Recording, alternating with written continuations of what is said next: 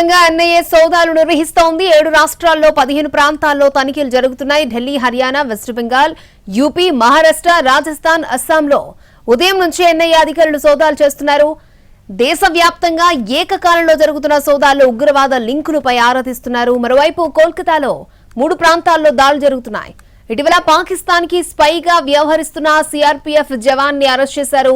ఎలాంటి సమాచారాన్ని పాక్ కు చేరవేశాడు అనే కోణంలో ఎన్ఐఏ అధికారులు ఆరా తీస్తున్నారు.